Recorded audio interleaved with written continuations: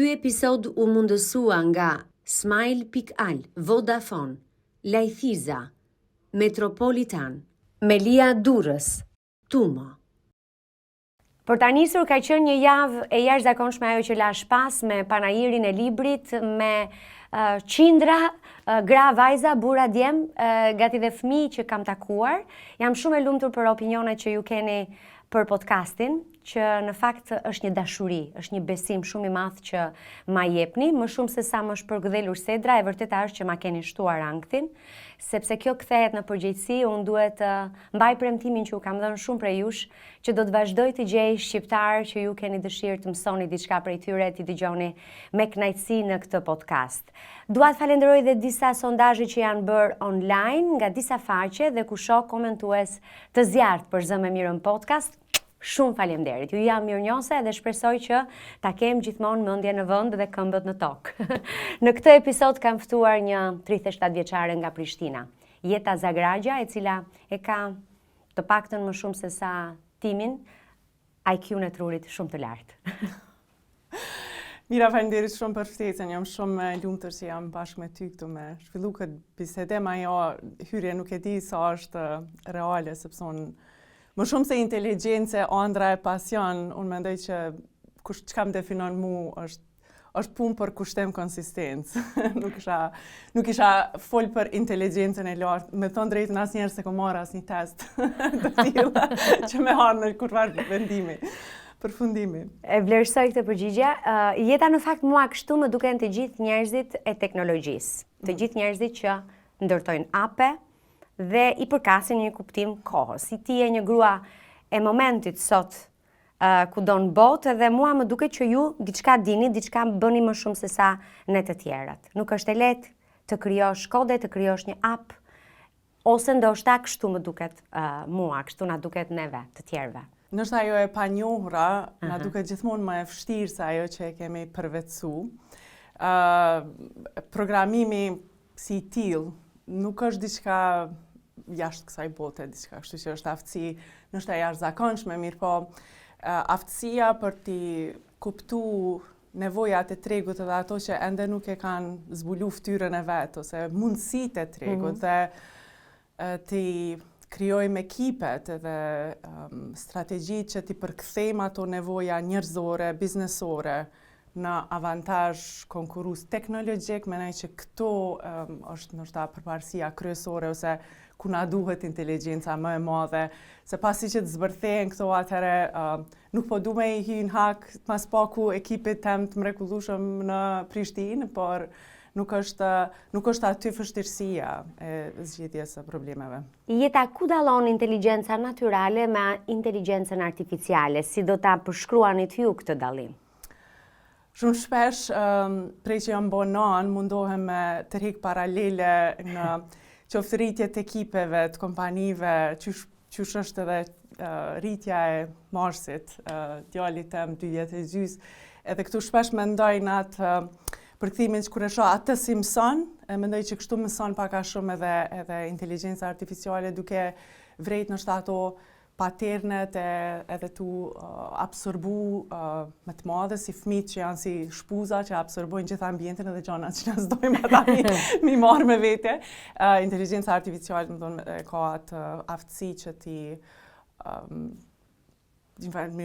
si ti ka përdit gjitha këto informacione, këto dhana, këto trende dhe mas nej të ofroj rezultate konkrete që mund të shfrytëzohen. Po, Jeta, ne themi dhe dëgjojmë aq shumë sot AI, inteligjenca artificiale, si do ta përshkruanit thjesht, si do t'ja tregonit ndoshta një fëmijë, kur ka lindur, si ka lindur, çfarë është ajo në fakt dhe pse i quajtën inteligjencë artificiale? Ka lind para 70 viteve, përpara se që na me ditë, një mënyrë ajo është në përpunim e sipër prej zbulimit të internetit, të kompjuterve dhe të krijimit të dhanave dhe të gjithë këtë ndërveprimin që ne kemi me internetin. Mirë po, atë që e njohim ne është shumë e re, është nështë prej ChatGPT, ku një mënyrë ky trendi i inovacionit është kollapsu, kur diçka që ka marrë 30-40 vite më u adoptu, nështë themi televizioni ose telefonat në fillim, te ChatGPT-a që ka arrit 100 milion përdorus në 2 muaj, edhe na e kuptojmë që aty ka lind inteligjenca artificiale, mirë po për gjitha dhënat që janë kriju dhe janë përpunuar ndër vite në internet, ajo ka mundësu bazën që janë publiku, bazën e inteligjencës artificiale. Dhe pse artificiale dhe jo humane, jo?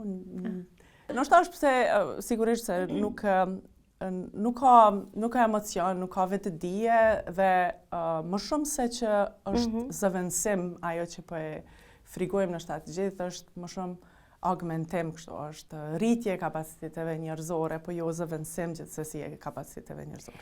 Kjo është frika e shumë njerëzve që e ndjej, që e lexoj lart e poshtë në për artikuj, në për komente, e mendoj dhe vetë. A është e mundur ta të kaloj kjo një ditë? Kjo ndoshta është një pyetje shumë milionshë. Por personalisht jeta si mendon, me që je pak më afër asaj bote. Po, pak më afër, por megjithatë ne jemi në nivel pak a shumë konsumues dhe lojtar shumë të vegjël në këtë hapësirë dhe nuk jemi duke kriju, s'mund të them që jemi akter kështu krijues më substancial në zhvillimin e kësaj teknologjie. Unë mund të them se mendoj që në pozicionin tim, ndërmarrësit edhe udhëhecit që janë në teknologji, pritet që gjithmonë të jenë shumë optimist dhe na të pikturojmë kështu një imazh të një bote të së ardhmes ku ne kemi me pas plotë për plotë të prim të gjithë shkafit e kohës edhe na veç kemi me u kënaq me jetën. Ose? Po, mbaroj. Mirë po, mendoj që kjo age kështu, kjo kohë që po e jetojmë, është e kjo epokë, është pak e si pasigurt edhe ka rreziqet e veta dhe të gjithë jemi pak të papërgatitur për shpejtësinë, sepse nuk po e kemi luksin e adaptimit, as si lider, as të atyre që na përcjellin neve, ekipeve tona. Kështu unë nuk kam qenë asnjëherë kështu them personi i ëndrave të mëdha, dhe edhe në ndërmarrësi, unë gjithmonë them, nuk është që kam ëndru të bëhem ndërmarrëse. Ndoshta është edhe përparësia jam që gjithmonë kam nejt me kam tokë, gjithmonë me sy e veshe, krejt senses kështu të hapuna që ta marrë dhe ta bëjmë atë mirën e rrethanave rreth me. Kështu që nuk e di nëse dhe shumë valë të teknologjisë, të avancimeve teknologjike më herët, na kam premtu edhe liri më të madhe, edhe kohë më shumë. Mirë po, as mediat sociale nuk është që na kanë bashku më shumë me njëri tjetrin, as telefoni nuk na ka dhonë kohë më shumë, fakt, neve që marrim punën edhe në shpetash. Mirë po, megjithatë meritjet të efikasitetit të njerëzve, nuk është rrit liria gjithsesi, po janë rrit pritjet që ka mund të prodhojnë njerëz. Është rritur pritshmëria. Po. Edhe një lloj gare e frikshme me jetën e tjetrit. Do të citoj 2 njerëz. Njëri është i madh, siç është Elon Musk, tjetri është i madh për ne shqiptarët, është një kolegu i tij, Mërgim Cahani. Në forma të ndryshme kanë thënë 2 gjëra që mua më kanë bërë të mendoj.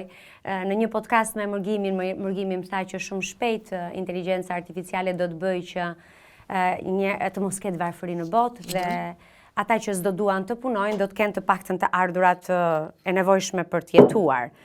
Nuk ka problem. Mund ta mbashuin lajthiza tek tavolina, se e duam shumë. Edhe është i mirë. Okay. Dhe sigurisht kur unë e kam dhënë atëherë në podcast jeta këtë, njerëzit reagonin, pa dyshim që do të jenë ndarje gjithmonë, do ketë njerëz talentuar që do të kenë, apo njerëz që do punojnë më shumë, më ambiciozë që do bëjnë gjëra më të mëdha. Nga ana tjetër, vetëm para pak muajsh, as 2 muaj, Elon Musk lëshon nga këto bombat, her pas here tha që shumë shpejt askush nuk do të punojë, do të punojnë robotët për njerëzit, për njerëzimin, njerëzit vetëm do të mbjellin perime, fruta. Dhe duket, e di si mu duk, sikur po shkojmë tek primati. Vetëm se me robote dhe me inteligjencë artificiale dhe me shumë teknologji. Distopike mu duket pak. unë nuk jam fanse për se Elon Musk, ndërsa mërgimin e kam shok, e kam pas mentor, kam pas shef në punën time të parë, masi që jam këty prej Amerikës, kemi punu bashkë në Gjiraf. Nuk e di mira, mendoj që Elon Musk e ka atë stilin, e ndëgjojsha edhe Reid Hoffman në një themelusin e LinkedIn-it në një podcast këto ditë që thëke që çka do që pitches ai, çka do që të tregon ai, tregon sikur kjo është 100% e vërtetë dhe që kjo është e vetmja, domethënë e vërtetë që na kemi me jetu, kështu që është stili i tij që unë me thënë drejtën qoftë ai ose diçka tjetër, këto gjithmonë më duken pak outliers, kështu. Njerëz si ai e shtyn, e avancojnë botën e vërtet. Mirë po, unë jam gjithmonë fanse asaj që na të vazhdojmë ta përdorim trunin edhe të angazhohemi, të prodhojmë, atë kështu mendoj që qëllimi njerëzor, atë puna është shumë kështu qëllim që na e kemi një purpose, nëse po pari me transmetu sakt. Njerëz si ata edhe e krijojnë atë botë, unë nuk jam në atë kategori. Unë besoj këtu me gjithat në këtë të tanishmën edhe në njerëz që i kemi ne edhe të përdorim edhe me përgjegjësi të plotë edhe mos të zhveshemi prej obligimit të aplikojmë aftësi kritike në atë që po ndodh dhe si po i përdorim këto teknologji për me avancu njerëzimin, vendin e punës, individin e të tjerë. E vërteta është që edhe në punën tënde ti ke menduar për punën, për këtë normalitetin, për të cilin lëngojmë të gjithë, e duam, e kërkojmë, duket sikur është një kërkesë e kohës po aq në fakt. Dhe me që jemi te kjo, unë dua që ta bësh vetë prezantimin. Nëse Marsi, që më pëlqen shumë që i ke dhënë këtë emër kaq veçantë, nuk e kisha menduar kur, emër i bukur. Nëse Marsi e pyet mami jetën se cila është puna e saj, si ja shpjegon ti Marsit? Çfarë ka bërë mami jeta? Sikur Marsi në kopsh që i mbledh Legot e ka një dëshirë ai don me ndërtu kështu. Ajo është mjeshtër në përditshmëri. Të më thonë, ajo është ose të shu zjarë ose me vetura diçka. Që do në me ndërtu diçka, e ke një plan, po të duhen edhe ekipet edhe duhet me i vendosë cilët janë gurt që kanë me ardhë mbi cilën për të ndërtu atë shtëpin, atë ndërtesën që ai do në me ndërtu me Lego.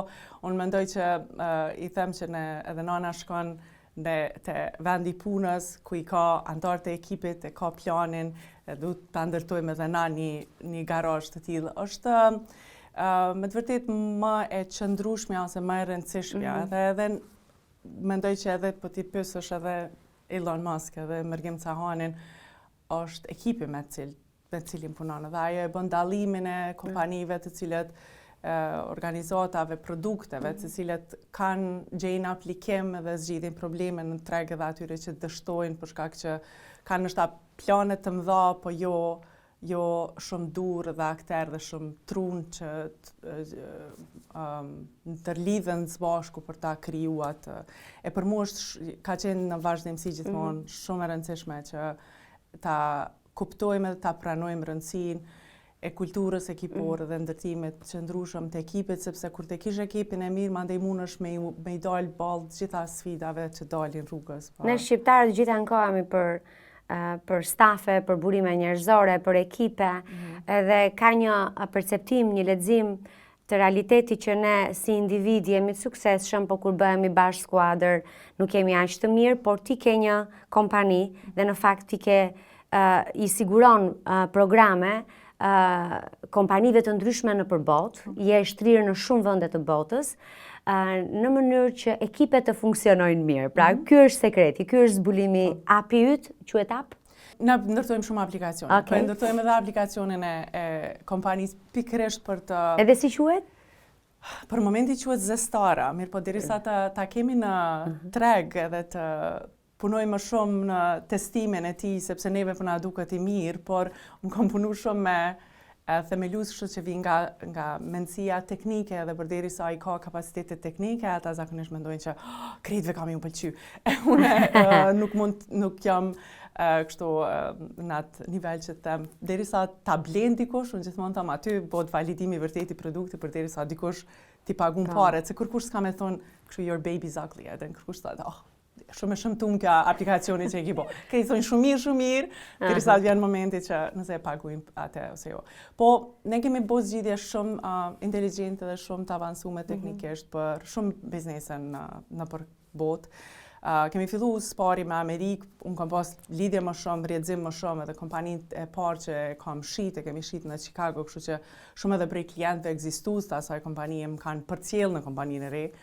Më vonë jemi zgjeru shumë në Zvicër, këtë vit edhe në Australi e Kanadë. Megjithatë ajo që ka i bën ekipet unë mendoj që na si shqiptare kemi një përparësi të adaptimit edhe të fleksibilitetit që ne kemi gjetë mënyra, edhe unë personalisht, kur kam kalu prej punës me Amerikan, me Zvicran, më është dasht me e gjetë një jetë tjetër, kështu edhe me lo një persona. Duhet jetë ndryshim i madh kulturor, mentaliteti. Ndryshim shumë i madh kulturor dhe mënyra që është bëhet biznesi. Të më thonë, Amerikanë dojnë gjithçka për djetë, ajo japin besimin e plot, janë shumë dinamik. Ndërsa me Zvicran merr kohë, një vjet e gjysmë, sa të fillojnë diçka dhe mandej preciziteti edhe plotësia asaj që ka bëjmë me bën gjithë dallimin. Nuk është më rëndësi sa inovative sa shpejt e ke sjell, megjithatë e ke sjell në kohë edhe të plot, ashtu që ata e kanë lyp specifikisht edhe jo më herët dhe me 4 features të reja. Rim pak këtu. Si është më mirë, se do shkojmë prapë te programi yt. Si është më mirë me qenë në këtë kohë që jetojmë në këtë botë, amerikan apo zviceran? Sigurisht e dytë kanë përparësitë e veta, nuk do të qenë shumë diplomatike, mirë po varet edhe për personalitetet të personit në cilën dinamik. Ti do zgjidhje Zvicra. Për shtatet. Mu më pëlqen struktura dhe më pëlqen saktësia. Më pëlqen saktësia jashtëzakonisht. Mirë po më pëlqen dinamika e amerikanëve. Mendoj që në kohën që po jetojmë nuk e kemi luksin me nejt një vjet në idenë e produktit pa e testu. Në qoftë se të dallon një gjë prej konkurrencës ka me qenë shpejtësia sa shpejt po e sjell në treg. Në teknologji, pa dallim, asnjë produkt që sot e njohim, produkt multimiliardësh, nuk ka dalë si i tillë spari në treg. Ka dalë si një version më i vogël, si një version tjetër, ndoshta ka bënë një zgjidhje krejt tjetër dhe mandej me kohë është transformuar, kështu edhe e ka gjetë atë aplikimin në treg. Çfarë bën konkretisht aplikacioni i jote jeta? Në këtë të riun që po e ndërtojmë, është pak herët të flasim kështu shumë, po çfarë parashikohet në nivel të lartë. Unë po shoqe me inkuadrimin e gjeneratave më të reja në vend të punës dhe kërkesave të punës, ose që prej njerëzve nuk kërkohen punë mekanike dhe orë të punës përpara tavolinës, po kërkohen punë produktive dhe rezultate konkrete. Po dhe gjenerata Z e alfa tash që po vinë, që kanë mendësi krejt tjetër, janë rritë me telefona në dorë, kanë nevojë për adrenalin të vazhdueshme, për stimulim, për recognition, kështu që t'ju njohët puna e tyre, angazhimi tyre në vend të punës po bëhet çdo ditë më sfidues. Një gjenerat, unë jam millennia, gjenerata jonë, kemi pas një job description edhe një rrugë në fund të muajit, edhe ajo na ka marrë në punë dhe kemi shtyr jashtë orarit, mrena orarit, sado që ka pas nevojë me, nëse kemi dash me fitu më një farë avantazhe konkurrues. Ndërsa sot nuk shihet kjo, janë më të mençur në atë drejtim, gjeneratat më të reja dhe ka nevojë të dinë ku qëndrojnë në vazhdimsi, ta keni një angazhim më interesant. Mendoj që por mua më ka lind ideja. Më fal, ty të ka lindur ideja si të bësh Gen Z dhe Alfa të punojnë. Po. Ideja e kohës, e duhur. Edhe të për ta plotësuar vetëm. Gamifikojmë këtë punën. E bukur. Ta gamifikojmë punën në mënyrë. Unë e shoh veten kur që bëhem shumë mendoj që kam personalitet pak addictive kështu, se nëse filloj të luaj një lojë, edhe nëse humbi, unë më duhet gjithçysh me fitu. Duhet me dalë nivelin tjetër. Edhe pastaj e fshija atë lojë sepse s'kam unë kohë me lujt, nëse unë fluturim apo diçka të tillë.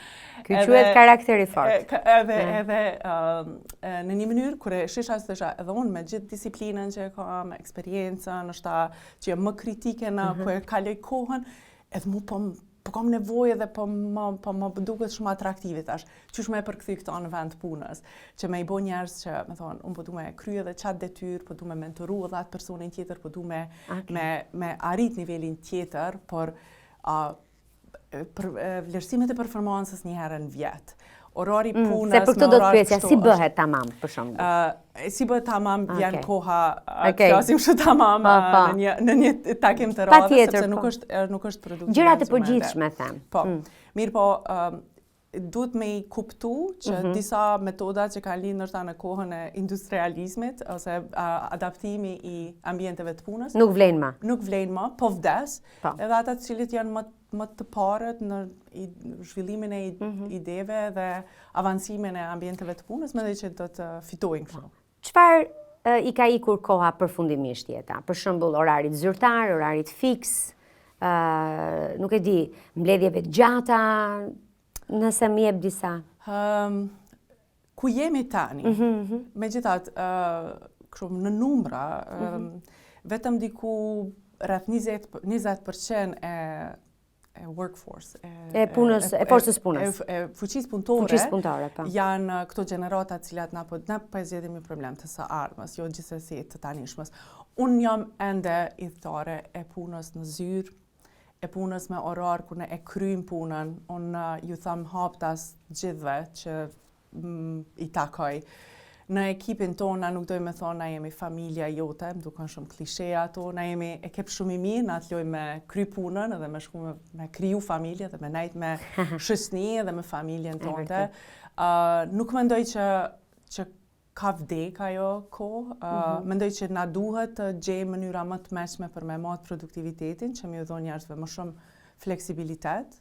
Mirë po, mendoj që ende të gjitha, çka nuk është, nuk mund ta vlerësosh dikë që është shumë I rregull, shumë I sakt, fish për çdo ditë vjen në kohë të saktë, në orar të punës, nëse prodhimi, outputi I tij nuk është në nivelin e dëshirueshëm dhe nuk është mendësia e rritjes vazhdueshme. Nuk e kemi asnjëri luksin e diçka që kemi ditë ose e kemi bërë deri tash ose një studim që e kemi kry dhe të mjaftohemi se po na unë them kështu po na shkatrohet toka në unikongve, edhe domethënë jemi gjithmonë në vlerësim të si duhet të punojmë atë futje. Jeta, si do t'ja bëje ti, si do t'ja zbukuroje, apo do t'a motivoje një Gen Z apo një Alfa në vendin e punës? Sot kemi, e ke një. $1 million question. Shumë shkurt, po unë gjithmonë kam praktikant në zyrë, se besoj kështu shumë që edhe t'i rrisim antarët e ri të ekipit, po edhe të kontribuojmë zhëshri, kështu me punë praktike. Edhe një ditë po e shpreh si shqetësim me antarët e ekipit, tash po më duket që këto aktivitetet që po I bëjmë për team building, happy hours e movie nights e lodhina, e kalërime, kështu thash po më duket bre që s'po kënaqen njerëz, atë që qysh me zbërthysa, pi tham njëri tash çat kish pëlqy ty me bo, atë po na jep një ide se na po dojmë si kompani me ju taku juve ku jeni, tha po pse mu taku personalisht kur është diskorti, like qove sarfotimi, pej 19 vjeçare do më thonë që s'e kuptojnë atë mendësinë pse duhet mu taku personalisht dhe me lujt edhe me përball na lujm edhe debate kështu dhe lojra mafia se dia po e di më është e famshme mafia. Po edhe ato I bëjmë në zyre. Mirë po mendoj që duhet të kemi edhe na përgjegjësinë si udhëhec në kompani që t'ju ofrohemi edhe na të mësojmë edhe të rritem. Mu më duket shumë stimuluese të punoj me matrisë dhe unë vetë po rritna dhe po ndryshoj. Mirë po gjithmonë në kontributin që po e jep për kompaninë, edhe çka mund të jetë kështu.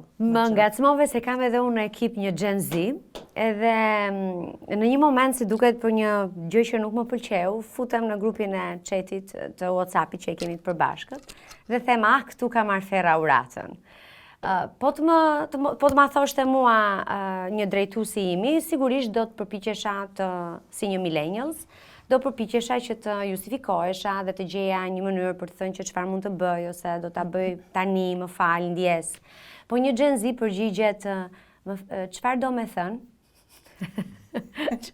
dhe më vonë unë vetëm qesha I çova një puthje dhe qesha, se nuk ja vlente diskutimi më tej, kështu që e në një kuptim edhe u qetësova. Kështu që këta janë Gen Z në mënyrën e vet na bëjnë edhe na japin dhe një energji tjetër, por duhet gjetur mënyra. Dhe më pëlqen shumë që është qasja e një gruaje në Prishtinë, edhe në teknologji e në programim që po e bën këtë. Është gjë e rëndësishme shumë. Unë kam lexuar për ty dhe një nga gjërat që më bëri përshtypje është se ishe shumë e kujdesshme për ta dhënë gjithmonë pagën në ditën e fundit të muajit, jo në ditën e parë të muajit që vjen. Pse e bën këtë? Mira, kjo është vetëm një gjest shumë i vogël, që unë mendoj që e thash më herët, nëse diçka më ka definu rrugtimin tim është konsistenca. Veç unë nuk du me befasu kërkan që pse s'dul rroga ka kompania. Unë nuk llogaris në investimet kompanisë ose më duket pa maturi biznesi, në qoftë se unë gjithmonë e bëshatisi kështu llogarinë e kompanisë dhe nuk i maj, domethënë me rregull të kompanisë që e kam vendosur që 3 par rrogat, domethënë për 3 muaj do të më qenë gjithmonë në llogaritë bankare, që edhe në qoftë se na lënë në i klient ose na ndërprehen të hyrat ose ka vënesa, për çfarë do arsye për aty antarët e mi të ekipit që kanë qerë dhe me pagu, kanë qira me pagu, kanë shkollim, e tjerë, nuk duhet me përmbush, unë nuk mund të përmbush ambicet e mia të gjerimit biznesit në të llogarit në rrugën tyne. Unë jam jashtëzakonisht e lumtur që më llogarit në punën, në inputin, në intelektin e tyne për me u rritutje. Por kjo është vetëm një element i vogël që unë mendoj që në tregjet tona nështë mundem me përgjithësu edhe në Shqipëri deri në një mas. Ne kemi shumë çështje kështu besime, trust issues kështu. Ata dhe na, punëdhënësi edhe na, punëtorët, mendoj që është pasu prej kohës kur kemi qenë për shembull ne të okupuar prej Serbisë dhe ata të cilët kanë qenë në fuqi udhëhecë, kanë qenë zakonisht serbë edhe shqiptarët kanë punuar dhe ka qenë një mendësi na dhe ata dhe më pengon shumë që është ndoshta pasu shpesh edhe te gjeneratat e reja, sepse unë nuk i kam dalë asnjë ekipi asnjëherë përpara me thonë unë i di krejt ti nga mua dhe bën çush po të them, se çka do gjitha zgjidhjet që po i ofrojmë janë diçka unike, inovative që na duhet bashkë me i bo dhe do t'jenë më të mirat ato që i bojmë bashkë. Kështu që është një mendësi që kompania është të gjithëve, unë pres gjithë me i nalë dritat në qoftë se dalin prej një dhome, se dalin prej zyrës, është një veç mendësi kolektive, kështu që është përgjegjësi kolektive. Është përgjegjësi kolektive, unë në ditën e parë kush do të vjen, ja u shpjegojmë që kjo është marrëdhënie punës, unë marrim dhe japim të dy palët, asnjëri nuk kemi raport superior ndaj të tjetrit edhe kom qef me dëshmu tani me hapa konkrete dhe çka bojmë në përditshmëri. Sa bukur. Sa ke të punësuar? 32 me javën e kalume. Jemi ende ekipi vogël, nuk jemi ndoj ekipi madh, po jemi në rritje të mirë. Një muaj e një ditë. 31 plus 1. Sa ke që e ke ndërtuar, e ke nisur kompaninë? Po, këtë kompaninë e dytë e kemi fillu para 3 vite. 3 vite e pak. Do më thonë, e përmenda shkurt që kemi pas një kompani tjetër, cilin e kam ndërtu me 2 partner, e kemi rritë shu prej 5 deri në 95 punëtor dhe kemi... Anchor... Jo, UCX-in e kemi zhvillu më tutje dhe mandej na ka blen një kompani prej Chicagos. Edhe pasaj pas një viti me ta, edhe 3 javë më vonë prej Shkëputjes, unë e kam filluar Sa ju bleu kompania e Chicagos?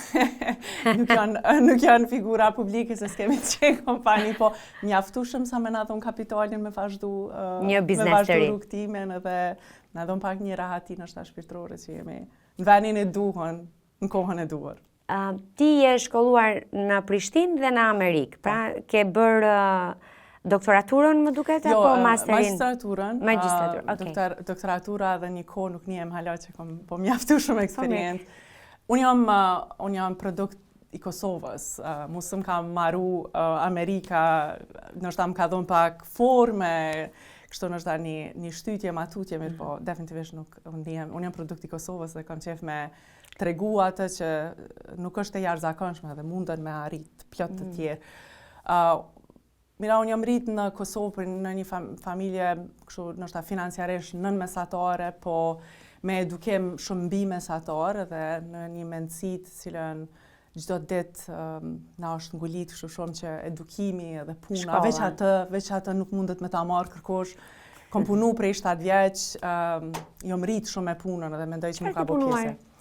Po në kohën kur i kanë largu prindrit prej punave, ata e kanë hapë një dyqan ushqimor, edhe pse të dytë kanë qenë më të mirë studentë dallum të gjeneratave të veta. Çfarë kanë qenë prindrit? Babi ekonomist, nana gjuhtare. Dhe e kanë hapë një dyqan ushqimor dhe unë çdo ditë me vllahun e madh mas shkollës kemi pas aty me shku me palu mallin. Nëse na kanë lënë nark me kthy aty kusurin që na ka dhënë shumë promovim në punë. Ose nëse jo edhe përgjegjësi të punës, kështu që këto chores-at shumë shpesh flas edhe me nana treja që nuk i lojnë fëmijët me bë punë të shtëpisë. Do të them ajo është duhet me ditë përgjegjësi fëmiu, edhe me fillu me i bë ato sepse në çat kohë janë ato përgjegjësi. Puna mësoj edhe në shtëpi. Që në shtëpi. Po. Edhe unë jemi rrit me atë përgjegjësi, në një reflektim ma vonë kështu programet zhvillimit personale kom kuptuar që më kalon mangësit pse s'kom mujt me qenë më shumë fëmijë, kur kom qenë fëmijë, se jam rrit kështu prej një moshe shumë të re me përgjegjësi, mirë po ato kanë qenë kohrat edhe nuk e din asnjëherë njeri që do të ishte ai rrugtimi tjetër, po mos ishte kjo, po unë jam shumë krenare që me të vërtetë nuk nihem që kështu në këtë kullën që po ndërtojmë, edhe nëse kemi ndaj dështim, pim veç një hap se është çash rrugtimi qëndrueshëm edhe me konsistencë më shumë punë, sa edhe dështimit nuk i tutna shumë se nuk më kthen në zero diku. Po. I ke vënë disa baza. Çfarë thon prindrit tani për ty? Çfarë thon? Janë të lumtur për ty? Nana fatkeqësisht na ka lënë para 5 viteve. Ndërsa babi nuk ka qenë asnjëherë person që është shpreh kështu, është pak shumë stoik kështu dhe shumë ushtarak. Unë shpesh e përmend që jam rrit me një pyetje ti, që na ka pyet çdo ditë në fund ditës çka ke qitë në dritë sot. Dhe është dashur me pas një përgjigje shumë konkrete dhe kuptimplote, kështu që çdo ditë ke avancu kauzën edhe ke ndihmu dikon, ke mësu diçka, po ke qit diçka në dritë. Që mendoj që na ka te treve, unë kam 2 vllazë, një më të madh, një më të vogël. Na ka arrit me një farë përgjegjësie, përgjegjshmërie, accountability kështu. Kom pas fatin, sa kom qenë në Amerikë, me qenë me u përfshi në këtë programin kështu personal development, zhvillim personal. Edhe nështë ta shoh vetëm pak në mikroskop si e vogël, edhe rrugtimin deri aty që isha 26 vjeçare në Chicago. Prindrit nështë në atë kohë atë që kanë ditë, atë që kanë thonë, po e kanë pas atë frikën mos më na lavdu shumë se mos po devijojmë disi. Po ka qenë fati i ne millennialsave. Po ata na kanë marrë shumë me peshe nuk është kur gjohë, dush me ditë ma shumë se për peshe, për që i ke marrë krejt notat mira, sa e sush dush me bo më shumë, edhe gjithmonë në rrugtimin e kom plotësu me aktivitete kështu ekstrakurrikulare. Në çdo shtëpi ka qenë një gocë halla apo një gocë daje më e mirë se sa ne. Po, dikën tjetër. Nështë këtu diçka që nuk e di nëse më ka arë për tyne, nuk i do më të thotë që gjithmonë i dim gjenezën e asaj kush jemi bo dhe që është një e mirë, po konkurencën gjithmonë e kom pas me vetën. Unë t'jam ma e mirë sot mramje se kur jom qunë mëngjes, një mënyre gjithmonë ta kom një zhvillim. Ata besoj shumë që janë jashtëzakonisht krenar, të dytë me arritje të 3 neve, mendoj që në një kohë pa qenë shumë kështu lehtësuese kur nana pa thonë qika jam e kështu na nuk mujmë ju mësu ma kur gjo juve, na veç mujmë me mësu prej juve, se ju jeni më të kohës, po jeni shumë dinamik, po mësoni shumë, jeni të lidhun edhe një farë mënyre ka qenë një farë besimi, edhe që me na ngrit një konfidencë në shta të duhet, kështu, po ata janë të lumtur, janë afër, na jemi, babi, vllazën, familja jeton afër dhe mendoj që kjo është edhe një përparësi që nuk e kuptojmë në vitet hershme kështu të rritjes profesionale, po më vonë, sidomos me shtimin e obligime ose krijimin e familjes, ky support system është jashtëzakonisht i vlefshëm, sidomos për një grua në ndërmarrësi që nuk është asnjëherë unë vetë I kom bot gjitha, nuk I kisha bo në që se si kisha pas rritin. Kemi nevojë për njëri tjetrin. 100%. Është familja dhe humania shumë njerëzore. Është shumë e nevojshme. Nuk e di pse, mund ta kem shtypur vetëm një herë dhe mund të jetë edhe një çështje algoritmi, por në Instagramin tim janë shfaqur shumë robot këto ditët e fundit dhe e fundit fare sot në mëngjes ishte një robot që e ktheu shtëpinë e dikujt përmbys sepse nuk po e skuqte vezën, u përhap në gjithë shtëpinë, nuk e di bëri kërdin roboti aty, edhe për të treguar në një kuptim që njerëzit nuk është se zëvendësohen kollaj nga puna e një roboti, se e lidha pak me afeksionin dhe ndihmën që ti merr nga familja jote, siç marrim të gjithë edhe unë në nënën time e kam 2 minuta larg shtëpisë time, kështu që e kam shumë të pranishme në jetën time dhe të nevojshme absolutisht shumë. Është gjë e rëndësishme. Në botën e programimeve flitet për gabime sigurisht shumë, edhe madje thonë që 90% nuk ja dalin, vetëm ata që I arrin të mbjetojnë dhe të shkojnë deri në fund dhe të kenë rezultat janë pak. Ndoshta tashmë edhe me zhvillimin e teknologjisë mund të jetë ulur marzhi I gabimit, por gabimi është aty dhe ti nuk e di asnjëherë se ku po shkon. Ajo që më intereson mua tashmë është më shumë aspekti njerëzor, aspekti I ndërgjegjes. Si ndjehet një njeri që është investuar shumë në diçka dhe rezulton një gabim, ose si ke mësuar ti nga gabimet e tua? Se nuk ka njeri pa gabime. Jo. Mua më ka mësuar shumë gabimet. Edhe unë mendoj që kam bo shumë gabime edhe nështë në një kohë më të hershme një gabim më të madh që kam bo është që se kam lënë veten me bo mjaftu shumë gabime. Edhe ajo është shumë mendoj që është rrugtim shumë që është I shëndetshëm. Rrit edhe është shumë I shëndetshëm. Edhe gabimet nuk mendoj që si shoqëni na I perceptojmë shumë lehtësisht kështu, dhe që I bëjmë më tragjike, po ndryshon me kohën.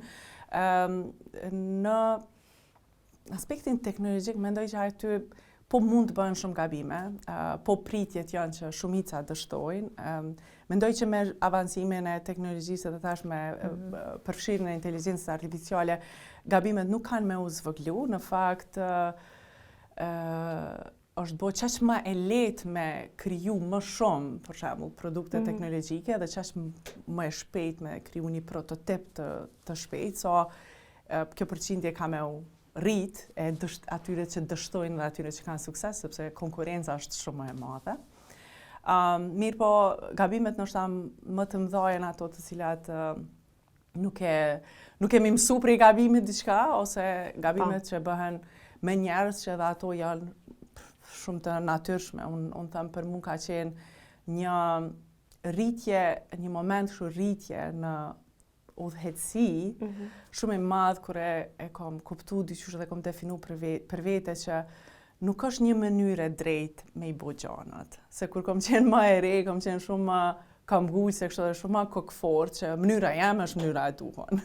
Dhe ndoshta me kohë, me sa më shumë njerëz që punojnë është që ka mënyra, njerëz kanë shpejtësi të ndryshme, kanë rrugë të ndryshme përderisa po punojnë për cakun e përbashkët, është në rregull ti lësh njerëz të bëjnë gabime. Edhe prap te djali jam është mësu të hec tu urxu, nuk është mësu me hec me një herë kështu edhe ekipet edhe këto mësojnë të bëjnë gabime gjatë rrugës. Kështu që mendoj që është normale. Në suazat normale të gabimes disa mund të shkaktojnë më shumë probleme. Po suksesi, çfarë ndjenje t'jep? Ndoshta pse unë jam ajo jeta që jam rrit që t'jem gjithmonë më e mirë dhe ka diçka më mirë, mos u gëzo shumë. Po, mendoj që të pas disa nuk e kam një farë mënyrë këto spikes kështu, I kam neutralizu pak, unë mendoj që është sukseset edhe sa do të vogla, t'japin energji, dhe them kështu duhet me u kënaq me I festu, sa do t'a japin shtytje për hapin tjetër të radhës. Rrugtimi I ndërmarrësisë është jashtëzakonisht I vështirë. Kushdo që të është aty, me qenë ndërmarrës mandej diku në Ballkan, me qenë non ndërmarrës është gjithmonë bëhet më e vështirë. Mirëpo gjithashtu shumë përmbushës. Edhe për mua sukses mira ka qenë unë mundohem të flasë, të kontriboj kështu, të ndoj ato që di, jo pse mendoj që kom arrit farë suksese dhe po ndoj suksesin, po besoj që na secili prej neve duhet ta përqafojmë atë studentin e përjetshëm, që të vazhdojmë të mësojmë në vazhdimsi, edhe të mësojmë, të jemi mësues, kështu qati përjetimi, gabime, suksesi, strategjie që na ka funksionu. Edhe të ndojmë, se në qoftë se kemi sukses si komunitet edhe si shoqëri, mendoj që kënaqësia edhe përjetimi i suksesit edhe individual është në nivel më të lartë. Kur flas kështu, edhe ka vite që flas në disa ngjarje apo konferenca, edhe me thonë drejtën kështu, përkundër që nështë ndër vite kemi eksportu miliona, kemi kriju vlerë për Kosovën, do me thonë 100 persona të punësum që janë bërë pjesë e një kompani amerikane, dhe tash janë kriju edhe 2 kompani tjera prej asaj fillimit tonë edhe prej asaj vezës. Po, edhe impakti, do me thonë, në 2000 partner global që kemi pas atë kohë zhvillim, po flas për shembull për kompaninë e kaluar, gjitha janë shumë më të matshme ndoshta, janë numra më të mëdha, më interesante për mua kur më vjen një vajzë, më thot para 6-7 vjetëve ti na ke fol për kështu për përjetimin, kështu për dështimin, kështu dhe ajo mu mi ka qelë sytë në kësi mënyrë, mandej e kom bo aktivitetin 1-2-3 dhe tash jam këto, për mu është një farë suksesi i vërtet me mujtë me pas në t'i kem sa të pak në rinin e Kosovës. E ke thënë aq bukur sa që të ndoqa me shumë respekt. Shoh ndonjëherë në Netflix kur dua të mos impenjohem, lënës fond, seriale me real estate, pra shiten këto shtëpitë e bukura në Amerikë dhe shikoj shtëpitë të tjerëve atje. Ishte interesante se ka një shtresë, ka një kategori që është shfaqur sigurisht veçanërisht 10 vjeçarin e fundit të pasurit nga programimet, pra aplikacionet, njerëzit e apeve, dhe ata kur ka një njeri që ka një aplikacion, e shikojmë lëvizin më shumë për t'i treguar shtëpinë e fundit, edhe këta janë të pasurit e rinj, jo ata që e kanë trashëguar nga prindrit apo nga historitë të tjera. Po, me që jemi te kjo pjesë, çfarë mendon ti për paratë? Po pak po më janë interesant për mirë. Po e pan pyetje. Si t'u duk? Si e bëra pyetje? Unë fillova mi paramendu ato shtëpit. Ke ndonjë plan? Jemi zgjeru mjaftueshëm me real estate, duhet të investoj më meqëm. Mira, si të them, nuk e kam ndoshta një pyetje kështu, një përgjigje në muajt kohës. Sigurisht, unë nuk kam kurfar iluzione, menoj që jam person shumë pragmatik, kështu atin me... Dhe nuk them që na duhet të punojmë për të mirën e humanitetit gjithsesi, sepse paraja është një instrument që na shkëmben edhe dashte me çdo që të shohim na na rrit, na mbron, na ndihmon. Na rrit, na mbron, na çel derën, na jep qasjen, ne dukem në përparësi të kujdeses fëmijëve që na të bëjmë diçka me qëllim intelektual, sidoqoftë, kështu që nuk mund të them që kështu synoj me çdo kusht të kem më shumë pare. E kuptoj që është e nevojshme e kohës, mirë po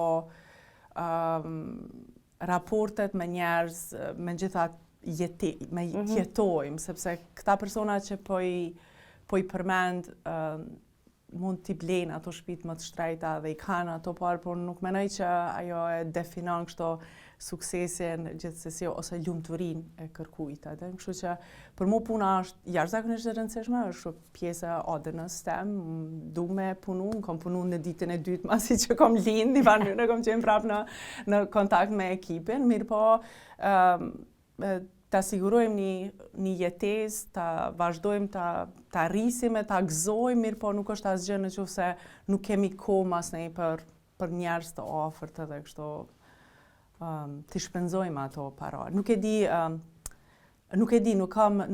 kam mendu për paron qatë gjatë që me pas një përgjigje. Po kjo është përgjigja, që nuk e menduar për para në gjatë. Kjo është përgjigja, kjo është një goxha përgjigje.